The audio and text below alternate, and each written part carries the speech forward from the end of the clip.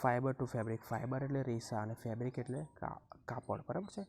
આપણે જે in the last class, that means કે in the class of 6 we know that what is a natural fiber and what is synthetic fiber. Okay, how can we get a wool? Okay, so we get a wool from fleece of an animal like a sheep or yak.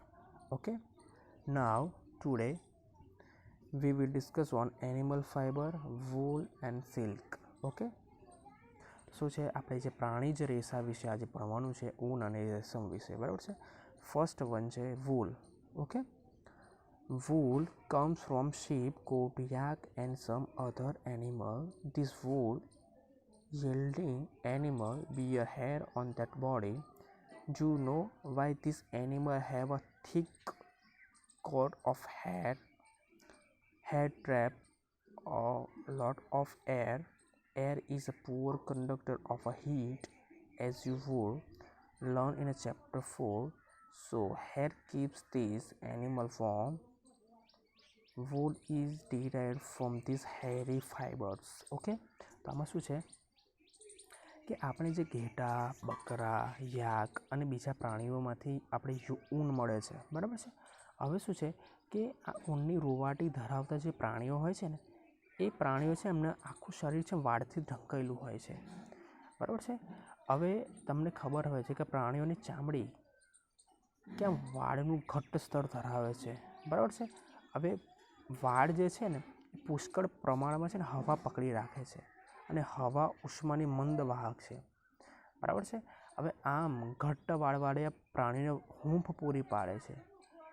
આ વાળ જેવા રેસાઓ વડે ઊનનું નિર્માણ કરવામાં આવે છે, બરાબર છે. હવે અહીંયા જુઓ તો વાળવાળું છે, ઘેટું છે. આમાં શું થઈ જશે કે વાળમાંથી જ્યારે હવા પસાર થઈ જશે એટલે શું થઈ જશે, હવા અંદરને અંદર થોડા પ્રમાણમાં રોકાયેલી રહેશે, બરાબર છે. અને વાળ જે છે થોડા ઊંચા થાય છે એવું લાગે છે, બરાબર છે. હવે આનાથી શું થાય છે, જે વાળ હોય છે, હવા હોય છે અંદર શું થાય છે, ઉષ્માનું મંદ વહન કરે છે. એટલે એનાથી શું થાય છે, આ જે પ્રાણીઓ છે એમને શું મળે છે, ઉષ્મા અને ગરમી મળી રહે છે. સ્વાભાવિક રીતે આવા જે પ્રાણીઓ છે કઈ રહે છે, ઠંડા પ્રદેશોમાં રહે છે, બરાબર છે, કે જેમને ગરમીની અતિ આવશ્યક જરૂરિયાત હોય છે, બરાબર છે. હવે જુઓ activity number 3.1. Feel the hair on your body and arms and those on your head. Do find any difference? Which one seems coarse and which one is soft? Okay, તો શું કહે છે કે તમારું જે શરીર છે, હાથ તેમજ માથામાં રહેલો વાળનો સ્પર્શ કરવાનો છે, બરાબર છે. હવે એના વચ્ચે તમને તફાવત જણાય છે, કયા વાળ બરછટ અને કયા વાળ સુવાળા જણાય છે, બરાબર છે. Like us, the hairy skin of the sheep has two types of fiber that form its fleece, the coarse braid hair and second one, the fine soft under hair clothes the skin. The fine hair provide the fiber for making wool. Some breed of a sheep possessing only fine under hair. These peasants are specially chosen to give birth to sheep which have only soft under hair. Okay, તમે શું છે કે આપણી જેમ ઘેટાના શરીર પર પણ બે પ્રકારના વાળ હોય છે. દાઢીના ભાગમાં બરછટ અને ચામડીની નજીકના જે વાળ હોય છે પાતળા અને સુવાળા હોય છે. હવે આ જે પાતળા અને સુવાળા વાળ હોય છે આપણે ઊન બનાવવા માટે વપરાય છે, એના માટે આપણે રેસો પૂરું પાડીએ છીએ, બરાબર છે. હવે ઘેટાની કેટલીક જાતિ છે ને ફક્ત પાતળા સુવાળા વાળ જ ધરાવે છે, બરાબર છે. હવે આ પ્રકારની જાતિઓ માટે ઘેટાઓ માટે પસંદ કરવામાં આવે છે, જો માત્ર સુવાળા વાળ ધરાવતા બચ્ચાઓને જન્મ આપે છે, બરાબર છે. સુવાળા વાળ ધરાવતા ઘેટા ઉત્પન્ન કરવા માટે પિતૃની પસંદગીની પ્રક્રિયાને સંવર્ધન કરવામાં આવે છે. ઓકે, પસંદગીશીલ સંવર્ધન કહેવામાં આવે છે. ઓકે, તો આ શું છે, this processing selecting parents from obtaining special character in their offspring. Such a soft under hair shape is termed selective breeding. Okay, તો તમને ખબર હશે બરાબર છે. તો પિતૃ જે સારો પિતૃ હોય એ શું ઘટાદાર ઊન ધરાવતો હોય બરાબર છે, સારી એવી જાતિનો હોય, એમાંથી શું કરવામાં આવે છે, એના બચ્ચા પેદા કરવામાં આવે છે બરાબર છે. શાના માટે? ઊન માટે બરાબર છે. અહીંયા જુઓ, sheep with thick growth of hair એટલે શું છે, જાડું વાળનું સ્તર ધરાવતું ઘેટું બરાબર છે. હવે આપણો નેક્સ્ટ ટોપિક છે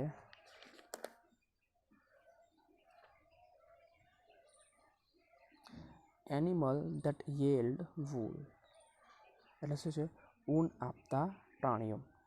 Several breed of a sheep are found in different part of the country. Table number 3.1. Okay. જો અહીંયા તમે જોઈ શકો છો કે આ જે પ્રજાતિઓ છે આપણા દેશના જે ખૂણો છે, ખૂણે ખૂણેમાં જોવા મળે છે. અમુક દેટ મીન્સ કે અમુક રિજિયનમાં જોવા મળે છે, અમુક પ્રદેશમાં જોવા મળે છે. However, the fleece of a sheep is not the only source of wool. Though wool commonly available in the market is sheep wool, yak wool is common in Tibet and Ladakh. Mohair is obtained from the Angara goats found in hilly region such as Jammu Kashmir. Okay, તો અહીંયા શું છે કે yak અને Lima છે બરાબર છે, એ Tibet અને લદ્દાખમાં મળે છે. હવે આ અંગારા ગોટ છે એ શામાંથી મળે છે, મોહેરમાંથી મળે છે બરાબર છે. હવે શું છે કે wool is obtained from the goat hair under the fur of a Kashmiri goat is a soft. Okay, તો 3.4 છે, આ ગોટ છે, આ ગોટ કેવી છે, કાશ્મીરી ગોટ છે બરાબર છે. હવે કાશ્મીરી ગોટ જે છે, હવે શું હોય છે, કાશ્મીરી ગોટ જે છે એ બહુ જ સોફ્ટ હોય છે બરાબર છે.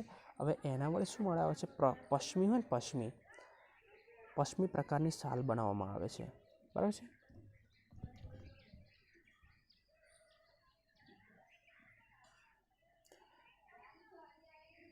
The fur hair on the body camels is also used as a wool. 3.5 Llama and alpaca found in South Africa also yield wool. Look at the figure. Camel છે, લામા છે અને અલ્પાચા છે. આ ત્રણ પ્રકારના જે છે એ કંઈથી મળે છે, ઊંટ છે એ તો અહીંયા પણ મળી જાય છે બરાબર છે, ઇન્ડિયા પણ મળી જાય છે. પણ લામા અને અલ્પાચા જે છે કંઈ મળે છે, દક્ષિણ અમેરિકામાં જોવા મળે છે બરાબર છે. આ પણ પ્રકારના પ્રાણીઓ જે છે એ શું આપે છે, ઊન આપે છે બરાબર છે. હવે જો એક્ટિવિટી 3.2, તો આમાં શું કરવામાં આવે છે કે આ પ્રકારના જે છે ઊન આપતા પ્રાણીઓ છે ને તમારી સ્પેક બુકમાં ચોંટાડવાના છે બરાબર છે. હવે જુઓ કે એક્ટિવિટી 3.3માં શું છે કે આપણો જે દેશનો નકશો જે છે અથવા વિશ્વનો નકશો, એમાંથી જે વિસ્તારમાં ઊન આપતા પ્રાણીઓ જોવા મળે છે એની નોંધ તમારા નોટબુકમાં કરવાની છે બરાબર છે. અને ધારો કે રાજસ્થાનમાંથી ઊન મળે છે, બધા કેમલમાંથી મળે છે ઊન, તો એ સ્થાનમાં તમારે કોઈ પણ એક રંગ વડે ચોક્કસ નિશાની આપીને દર્શાવી દેવાનું છે બરાબર છે.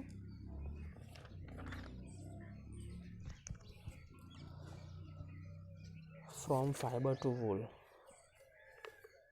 ઓકે, તો what is fiber to wool એટલે રેસાઓમાંથી ઊન સુધી.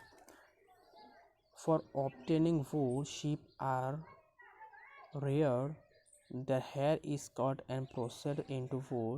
Let's us learn about this process.